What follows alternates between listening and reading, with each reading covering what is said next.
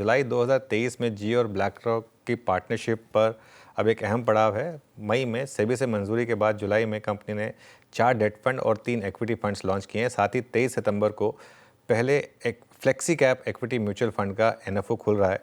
जियो black rock की आगे क्या है प्लानिंग, मार्केट पर क्या व्यू है जियो ब्लैक रॉक का, इन सब पर बातचीत करने के लिए हमारे साथ कंपनी के म्यूचुअल फंड के सीईओ ऋषि कोहली जुड़े हैं। ऋषि जी को आप पहले भी कई बार चैनल पर देख चुके हैं, लेकिन तब वो दूसरे अवतार में थे और आज एक लंबे ब्रेक के बाद मैं इनसे बात कर रहा हूँ। Rishi, first of all good morning. और बहुत अच्छा लग रहा है। आई थिंक 1-1.5 साल हो गया आपसे बात किए हुए। जब आप हेज फंड में मूव हुए थे उसके बाद से आपसे बात नहीं हुई थी, तो अच्छा लग रहा है और होपफुली आगे आपके साथ वापस कॉन्वर्सेशन रिज्यूम होंगी। पहले तो ये बताएं कि इस समय जियो ब्लैक रॉक का प्लान क्या है। अब तक आपके पैसिव फंड्स थे, अब आप ये सितंबर में एक एक्टिव फंड का एनएफओ लॉन्च कर रहे हैं। कब तक आप मार्केट में एक्टिवली इन्वेस्ट करना शुरू करेंगे और कितना पैसा आप रेज करने की प्लानिंग कर रहे हैं? हाँ बिल्कुल। सो स्टार्ट हमारा जर्नी हुआ था सारे कैश फंड्स के साथ, जहाँ पे liquid fund, money market fund, overnight fund जो काफ़ी अच्छा लॉन्च हुआ था। उसके बाद इंडेक्स फंड्स हमने लास्ट मंथ लॉन्च किए थे। वहाँ पे 4 इक्विटी इंडेक्स फंड्स और 1 फिक्स्ड इनकम इंडेक्स फंड था। और अब जैसे कि आपने कहा कि ये एनएफओ हमने अनाउंस किया है कुछ ही दिन पहले इस हफ्ते। ये सिस्टमैटिक एक्टिव इक्विटी फंड होगा। ग्लोबली ब्लैक रॉक का एक बहुत बड़ा प्लेटफॉर्म है SAE, सिस्टमैटिक एक्टिव इक्विटी। उस प्लेटफॉर्म के की प्रोसेसेस की सिग्नल्स यूज़ करके हम ये वाला प्रोडक्ट लॉन्च कर रहे हैं। 23 सितंबर से 7 अक्टूबर चलेगा एनएफओ और 13 अक्टूबर को ट्रेडिंग स्टार्ट होगी। और टारगेट्स AUM के डिस्क्लोज़ नहीं कर रहे हैं और बेस्ट एफर्ट्स डालेंगे हम जितना रेज हो सके उसके लिए। ऑब्वियसली जैसा कि आपको पता है कि इस जॉइंट वेंचर में गोल ये है कि ब्लैक रॉक के पास डेटा ड्रिवन सिस्टमैटिक प्रोडक्ट्स हैं ग्लोबली, बहुत लार्जेस्ट एसेट मैनेजर है ग्लोबली। जियो के पास सबसे बड़ा डिजिटल रीच है। तो इन दोनों को जोड़ के जो भी हम बेस्ट प्रोडक्ट्स लॉन्च कर सके और रिटेल में डिजिटल डिस्ट्रीब्यूशन कर सके, उस तरह की प्लान्स हमने फॉर्म किए हुए हैं। तो ऑब्वियसली थोड़ा नया है क्योंकि अभी फ़िलहाल इनिशियली डायरेक्ट शेयर क्लास ही है सिर्फ, और रिटेल डिजिटल डिस्ट्रीब्यूशन बहुत बड़ा पार्ट है उसका। तो देखते हैं कैसा जाता है। इनिशियल जो कैश फंड्स और जो इंडेक्स फंड्स लॉन्च हुए थे उनमें हमें ट्रैक्शन डिजिटल रिटेल चैनल्स से एक्सपेक्टेशन से ज़्यादा ही आया था। तो उसको नज़र में रखते हुए एक्सपेक्टेशंस तो अच्छी हैं, देखता है कैसे जाता है। बिल्कुल, एक्सपेक्टेशन तो अच्छी हैं बिल्कुल।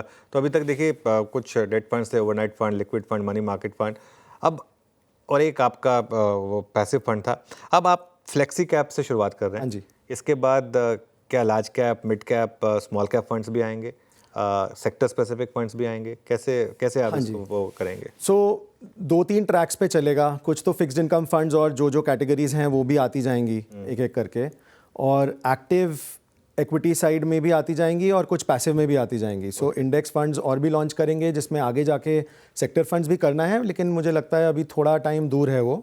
उससे पहले फैक्टर इंडेक्स फंड्स भी करना है। कुछ जो नया है या जहाँ पे गैप्स हैं मार्केट में वो हमें ज़रूर फिल करने हैं। और जो आपने कहा कैटेगरी फ्लेक्सी कैप से हम स्टार्ट कर रहे हैं, और definitely large cap, multi cap definitely हमें देखना ही है।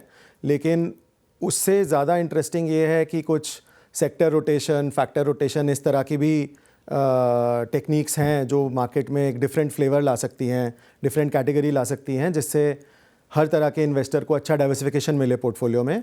तो उस तरह के यूनिक प्रोडक्ट्स भी हम लाएंगे। सो थोड़े उस तरह के यूनिक प्रोडक्ट्स, थोड़े typical categories, large cap, multi cap, थोड़े इंडेक्स फंड्स और जो fixed income funds to complete the bouquet. Okay, चलिए ये बात हो गई कुछ फंड्स की। आपने कहा कि मार्केट में इस समय थोड़ा सा आप वेट एंड वॉच रखेंगे, या फिर इस समय जैसे ही आपके पास पैसा आएगा उस डे 1 से आप उसमें इन्वेस्टिंग करना शुरू करेंगे? क्योंकि मार्केट और क्योंकि आप ने इतने साल मार्केट में स्पेंड किए हैं, ये इस समय जो मार्केट में इतनी अनसर्टेनिटी है, इतना अंडर परफॉर्मेंस है हमारी मार्केट का पिछले 1 साल से, उसे आप कैसे देख रहे हैं? नहीं तो देखिए, फ़ंड के हिसाब से तो सिस्टमैटिक फ़ंड में लार्जली फुल्ली एलोकेट हो ही जाता है जैसे ही फंड्स आते हैं, तो वो हम प्रोसेस से चलेंगे और इन्वेस्ट कर देंगे। लेकिन रिलेटिंग इट मार्केट से जो आपने पूछा, हाँ पिछले 1 साल से मार्केट बीच बीच में नीचे जा रहा है, फिर ऊपर आ रहा है, पॉइंट टू पॉइंट थोड़ा फ्लैटिश ही है, लेकिन 15% डाउन और रिकवरी, इसके कुछ फेजेस हमने देखे हैं। उसके कई कारण हैं, जो अपना फंडामेंटल मैक्रो साइड में इंडिया में ग्लोबली जियोपॉलिटिक्स जो चल रहा है, ये सब न्यूज़ बीच बीच में आती रही है, बीच बीच में नेगेटिव इम्पैक्ट होता रहा है, फिर कुछ पॉजिटिव न्यूज़ और पॉजिटिव डेवलपमेंट्स होते हैं, तो इसलिए रिकवरी भी हुई है। इसके वजह से आई थिंक थोड़ा सा डैम्पर्ड सेंटिमेंट चल रहा है मार्केट में, लेकिन ये याद रखना होगा हमें कि उससे पहले 2-3 साल बहुत अच्छे रहे थे, और जो वैल्यूएशंस हैं across market cap categories, fundamental side में जो टेक्निकल्स हैं, वो सब ओवर एक्सटेंडेड हो गए थे। तो थोड़ा हमें टाइम करेक्शन, प्राइस करेक्शन, जो भी आप कहें, वो चाहिए भी था।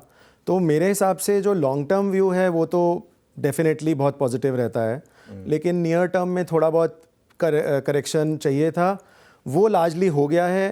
प्लस अगर आप देखेंगे अर्निंग्स की बात, तो बीच में वो भी डिप हुए हैं, वो भी कुछ क्वार्टर्स में डिक्लाइन हुए थे 2-3 साल बहुत अच्छे रहने के बाद। इस क्वार्टर में भी बहुत एक्साइटिंग नहीं रहा है जो क्वार्टर गया है, लेकिन एटलीस्ट थोड़ा सा चेंज होता हुआ नज़र आया है।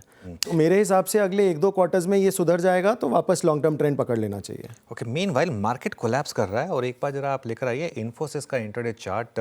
निफ्टी डे लो पर आया, और देखिए आज उसमें बात कर रहे थे कि अगर 800 पर रिजेक्शन मिले तो 850 के स्टॉप के साथ शायद एक शॉर्ट ट्रेड ट्रिगर होगा, और फिर कल का लो भी तोड़ने के चांसेस रहेंगे। वो ट्रेड प्ले आउट हुआ। ऋषि जी, एक आपने बात कही कि काफ़ी मार्केट में थोड़ा सा अपने जो प्रॉफिट बुकिंग भी देखी, पहले काफ़ी चला था मार्केट। एक स्पेस जो बिल्कुल चलने को तैयार नहीं है वो है लार्ज प्राइवेट बैंक्स, और बैंक निफ्टी में लगातार अंडर परफॉर्मेंस रही है। उसका क्या कारण लग रहा है आपको? सिर्फ एफआई सेलिंग, या कुछ मार्केट को सेंस लग रही है यहाँ पर कि अर्निंग्स में प्रॉब्लम आ सकती है? नहीं, बैंकिंग में अगर आप देखेंगे तो पिछले 2-3 साल से थोड़ा सा अर्निंग्स डीग्रोथ हुआ भी है, और थोड़े से तकलीफ़ें रही भी है। लार्जर लेवल पे थोड़ा सा निम कंप्रेशन भी हुआ ही है नेट इंटरेस्ट मार्जिन्स का, जो अभी भी कंटिन्यू हो ही रहा है। लेकिन अगर आप डेटा को और डिटेल में देखेंगे तो ये लास्ट फेज़ लग रहा है इस ट्रेंड का। और गोइंग फॉरवर्ड आई थिंक काफ़ी बेटर एक्सपेक्टेशन आउटलुक बन रहा है। ओके, दूसरा पॉकेट जो मार्केट के लिए थोड़ा सा दिक्कत का सबब रहा है, दिक्कत मतलब काफ़ी वॉलेटाइल रहा है, वो है लार्ज कैप आईटी। यहाँ पर क्या थोड़ा सा टैरिफ का डर लग रहा है मार्केट को, सेकेंडरी टैरिफ का, या यूएस की इकोनॉमी को लेकर थोड़ा सा डर लग रहा है? यहाँ पर आपका क्या व्यू रहेगा?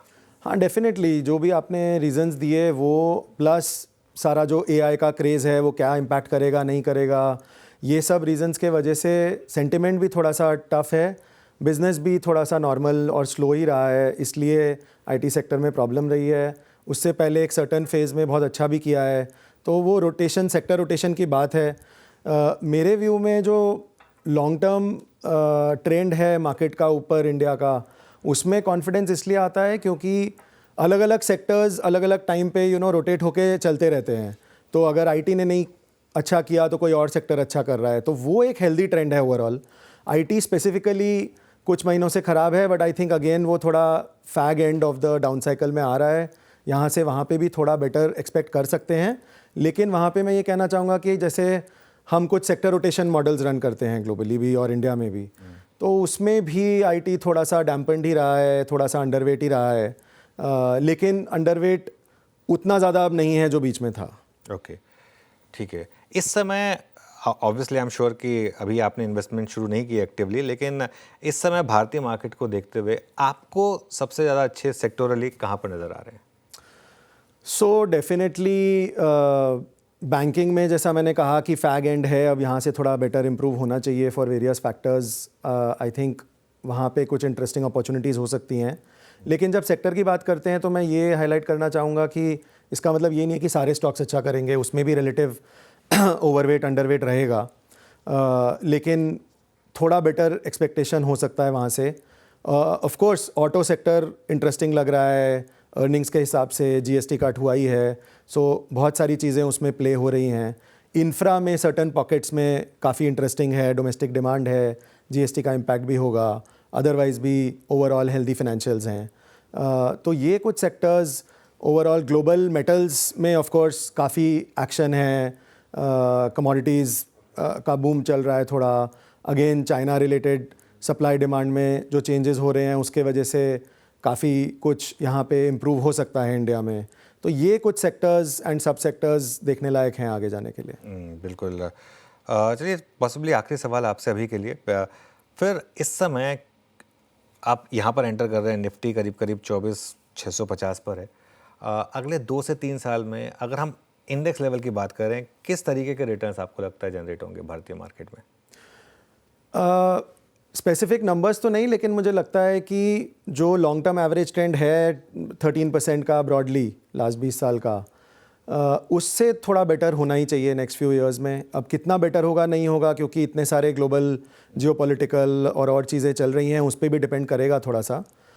लेकिन लास्ट 1 साल का जो हमने देखा है वो फेज़ आई थिंक मैक्स दिसंबर या मार्च तक चल सकता है। उसके बाद वापस हमें 2-3 साल अच्छे मिलने चाहिए। ऑलराइट, चलिए ऋषि जी, बहुत बहुत शुक्रिया आज जुड़ने के लिए हमारे साथ। आपसे होपफुली आगे दोबारा बात करेंगे, और जब आपके फंड्स लॉन्च होंगे और आप पूरी तरीके से मार्केट में इन्वेस्टेड होंगे, तब आपसे एक बार और फिर बात करेंगे। थैंक यू सो मच आज हमारे साथ जुड़ने के लिए।